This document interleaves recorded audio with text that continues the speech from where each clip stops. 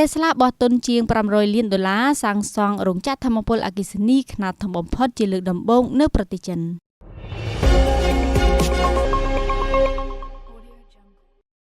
ក្រុមហ៊ុន Tesla ត្រូវបានគេរាយការណ៍មកថាបានចុះកិច្ចព្រមព្រៀងដំបូងរបស់ខ្លួនដើម្បីសាងសង់រោងចក្រថាមពលអគ្គិសនី Grid Scale ខ្នាតធំបំផុតនៅក្នុងប្រទេសចិនគម្រោងនេះកើតឡើងចំពេលដែលទំនាក់ទំនងពាណិជ្ជកម្មរវាងទីក្រុងប៉េកាំងនិងវ៉ាស៊ីនតោននៅតែមានភាពតានតឹងនេះបើយោងតាមការចេញផ្សាយដោយ CNBC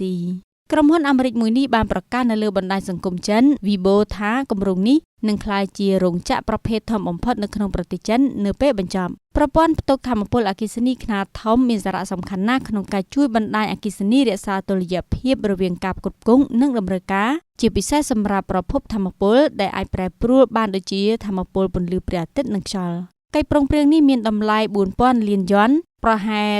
$556 លានហើយត្រូវបានធ្វើឡើងនៅក្នុងទីក្រុងសៀងហៃប្រទេសចិនដោយមានភាគីចូលរួមចំនួន3គឺក្រុមហ៊ុន Tesla រដ្ឋាភិបាលទីក្រុងសៀងហៃនិងក្រុមហ៊ុនចិន Kangfu International Leasing